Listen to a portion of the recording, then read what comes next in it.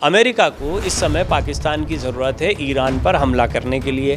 Al Qaeda जिसको ख़त्म करने की बात, या जिसने अमेरिका को करारे प्रहार दिए, जिसको ख़त्म करने की बात अमेरिका ने कही, जिस ओसामा बिन लादेन को मारा, वो अमेरिका ने ही पैदा किया था। खुद ख्वाजा आसिफ पाकिस्तान के रक्षा मंत्री इस बात को मान भी चुके हैं। असीम मुनीर अमेरिका जाते हैं, वाइट हाउस में उनको बुलाया जाता है तो बड़ा इसका हो हल्ला होता है, भारत में विपक्ष इसको ले लेता है। अमेरिका के लिए पाकिस्तान अभी काम का है। नमस्कार, आप देख रहे हैं भारत एक्सप्रेस और मैं हूं आपके साथ आंचल मित्तल। इजराइल और ईरान के बीच युद्ध दिन पर दिन बढ़ता जा रहा है और इसी को लेकर G7 देशों ने भी एक प्रतिक्रिया दी है कि ईरान के पास न्यूक्लियर वेपन नहीं होना चाहिए, जिसके बाद डोनाल्ड ट्रंप द्वारा भी यही कहा गया। ईरान को सीधे तौर पर बोला गया कि न्यूक्लियर वेपन जो भी है वो वापस कर दे या फिर न्यूक्लियर वेपन का इस्तेमाल ना करे, जिसके बाद ईरान ने भी इस बात को इनकार कर दिया और इस बात को मानने से भी मना कर दिया। अब सवाल ये उठ रहा है कि क्या अमेरिका ईरान के ऊपर हमला कर सकता है, तो वे रशिया की तरफ से भी अमेरिका को बता दिया गया है कि वो इस युद्ध के बीच में घुसने की कोशिश ना करे। तो सवाल यही उठ रहा है कि क्या विश्व युद्ध 3 का आगाज हो चुका है। इसी को लेकर इस वक्त मेरे साथ भारत एक्सप्रेस के सलाहकार संपादक डॉक्टर प्रवीण तिवारी मौजूद हैं, इनसे इस बात को समझेंगे। तो जी सर, आपको क्या लगता है? देखिए, पहली चीज़, कुछ चीज़ें समझने जैसी हैं। दबाव से शुरू हुआ और ये आज की बात नहीं है। अगर आप थोड़ा इतिहास में जाएंगे तो जो ख़ामनेई हैं आजकल, ऐसे ही खुमैनी हुआ करते थे एक समय पर। वो उनका दौर था जब ईरान में क्रांति जैसी आई। यहाँ पर 2 धड़े हैं, ईरान के पक्षधर, इज़राइल के पक्षधर, ऐसे करके, या अमेरिका वाला गुट हो गया और ईरान वाला गुट हो गया। भारत के लिए दोनों ही साथी हैं। इजराइल तो दोस्त है ही हमारा, ईरान से भी हमारे बहुत अच्छे संबंध हैं, व्यापारिक भी हैं, वैसे भी हैं। ईरान को हम एक अच्छे दोस्त के तौर पर ही देखते हैं। तो भारत का स्टैंड बड़ा क्लियर है। लेकिन अब इस मामले में दुनिया को तो स्टैंड लेना पड़ेगा। दुनिया 2 धड़ों में दिखाई देती है।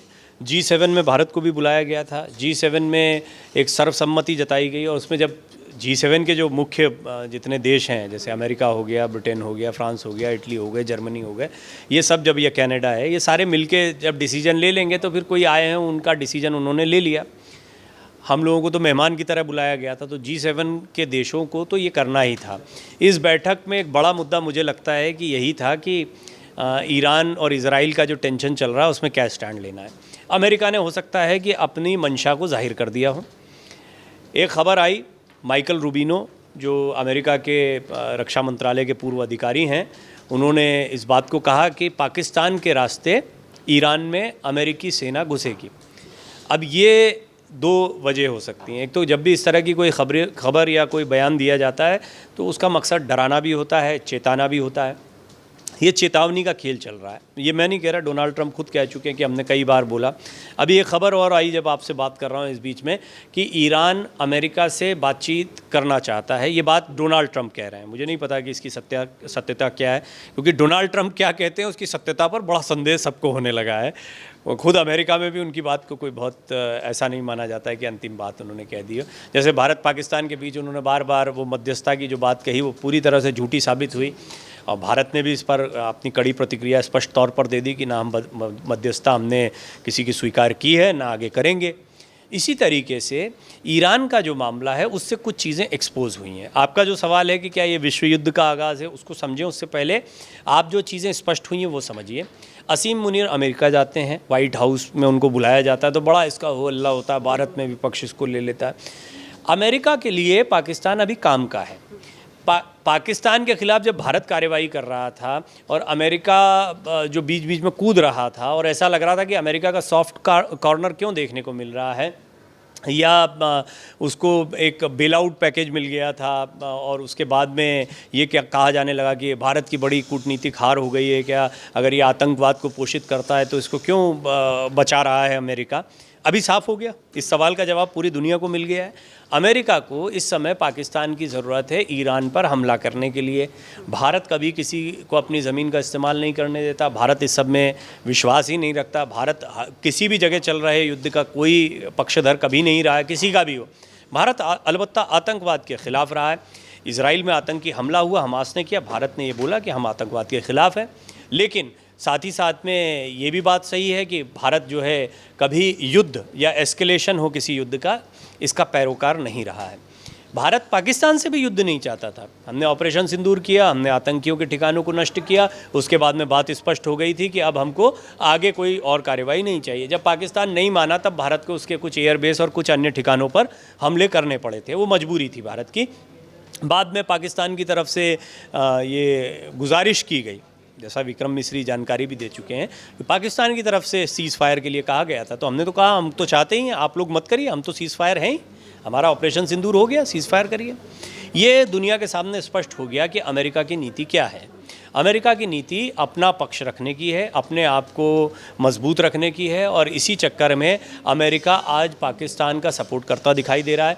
पाकिस्तान के पास क्योंकि खोने को कुछ नहीं है, पाकिस्तान की हालत ऐसी है कि उसे या तो कठपुतली चीन की बनना है या अमेरिका की बनना है, तो वो दोनों तरफ ढुलमुल होता रहता है। अब यहाँ पर पाकिस्तान की मुसीबत भी बढ़ गई। रूस और अमेरिका सब जानते हैं, चीन और अमेरिका सब जानते हैं। अब अगर अमेरिका की गोदी में बैठ रहे हो तुम, तो वो चीन जिसके तुम माई बाप बनाए बैठे हो इतने दिनों से, उसका क्या होगा? तो ये एक आप वैश्विक समीकरण को समझें तो यहाँ सब अपने अपने मतलब से चल रहे हैं। तो अब जब सब अपने मतलब से चल रहे हैं तो भारत को क्या करना चाहिए? भारत को अपने मतलब से चलना चाहिए। भारत का मतलब क्या है? हमें विकसित देश बनना है, विकासशील से, और ये लक्ष्य की तरफ हम तेज़ी से बढ़ रहे हैं। हम चौथी बड़ी इकोनॉमी बन गए, अब तीसरी सबसे बड़ी इकोनॉमी बनना हमारा लक्ष्य है। फिर उसके बाद में सतत विकास है। सतत विकास कभी भी नहीं हो सकता जब तक आप युद्ध में एंगेज रहें। तो भारत इसलिए युद्ध से बचता है। दूसरी अहम बात यह है कि अमेरिका की इकोनॉमी कह लीजिए, अमेरिका का दुनिया का सुपर पावर बनना रहना कह लीजिए, उसका तरीका यही रहा है। वो दुनिया में इधर उधर ये पाँचे, इसको कमज़ोर करना, उसको कमज़ोर करना, इसको तोड़ना, उसको तोड़ना, इसे सब उनकी नीति का हिस्सा रहा, आज का नहीं है। अलकायदा जिसको ख़त्म करने की बात, या जिसने अमेरिका को करारे प्रहार दिए, जिसको ख़त्म करने की बात अमेरिका ने कही, जिस ओसामा बिन लादेन को मारा, वो अमेरिका ने पैदा किया था। खुद ख्वाजा आसिफ पाकिस्तान के रक्षा मंत्री इस बात को मान भी चुके हैं।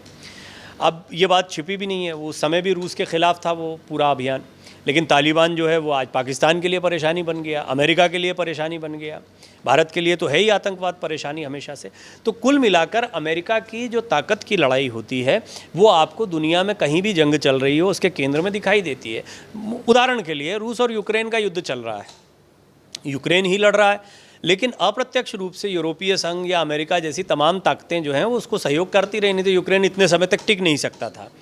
आप देखिए ताइवान चीन का एक मामला चलता रहता है, खींचतान चलती रहती। आप देखिए किस तरीके से मिडिल ईस्ट में तो लगातार ही अस्थिरता का माहौल बना रहता है, हमेशा युद्ध जैसे हालात बने रहते हैं। अब भारत और पाकिस्तान के बीच भी ये सब करने की कोशिश की गई। इसका क्या मकसद था ये और बहुत गहनता से समझने की ज़रूरत है। दो बातें हैं, आप दो देशों को, हमारी आंतरिक राजनीति को देखें और जब आप वैश्विक पटल पर देखेंगे तो आपको समझ में आएगा विश्व की भी एक राजनीति चल रही है, और विश्व की उस राजनीति का सिरमौर बने रहने के लिए अमेरिका के अपने अपने तरीके होते हैं। अच्छा, ईरान जो है ये भी एक बात हो गई, ये भी कोई दूध के धुले नहीं है। इन्होंने अपनी ताकत की लड़ाई, इनको भी सिरमौर बनना है। इनको किसका सिरमौर बनना है? इनको इस्लामिक राष्ट्रों का सिरमौर, खलीफा हम हैं तुम्हारे साथ में। तो ये सारे मुस्लिम देशों के पैरोकार बनते हैं। हालांकि ईरान इस मामले में बहुत अलग माना जाता है। कई विशेषज्ञों का मानना है कि वो कट्टरपंथी लोगों के ख़िलाफ़ रहे हैं या आतंकवाद के ख़िलाफ़ रहे हैं, ऐसी बातें कहते हैं।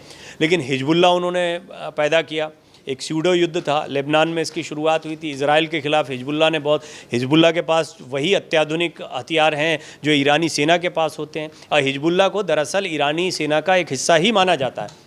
इजराइल के लिए वो चुनौती रहे। इजराइल के सामने हमास कोई बड़ी ताकत नहीं थी। हमास को भी इसी तरीके से छद्म युद्ध में ईरान सपोर्ट करता रहा। अब ईरान के ऊपर बनाई है, ईरान की इकोनॉमी चरमराई हुई है।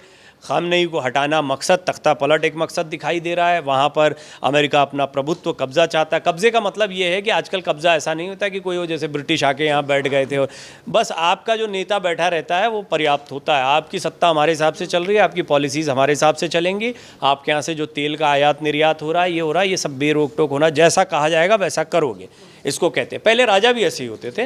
राजा क्या करते थे कि अपने दूत भेज देते थे और किसी राजा को कहते थे आप हमको समर्पित हो जाओ। तो राजा या तो सरेंडर करता था या युद्ध करता था उस बड़े राजा से। तो वो ये होता था कि समर्पित हो जाते थे तो क्या हम उनके अंडर में काम करते हैं और उनको टैक्स भेजते हैं यहाँ का। अमेरिका का यही खेल हो गया। अमेरिका की ताकत यही है। अब वो चौधरी बना रहना चाहता है, वो राजा सरताज बना रहना चाहता है। तो ये पूरा ईरान का आप कह लीजिए, रशिया यूक्रेन का कह लीजिए, क्योंकि आपने विश्व युद्ध की बात कही, तनाव भारतीय उपमहाद्वीप में भी बना रहता है, भारत पाकिस्तान के संबंधों को लेकर, चीन भारत के संबंधों को लेकर। तो ये कुछ ऐसी सेंसिटिव स्थितियां दुनिया भर में बनी हुई हैं। लेकिन इस सब के बावजूद मैं देखता हूं कि अब विश्व युद्ध तृतीय की संभावनाएं वैसी नहीं जैसे प्रथम और द्वितीय की थी।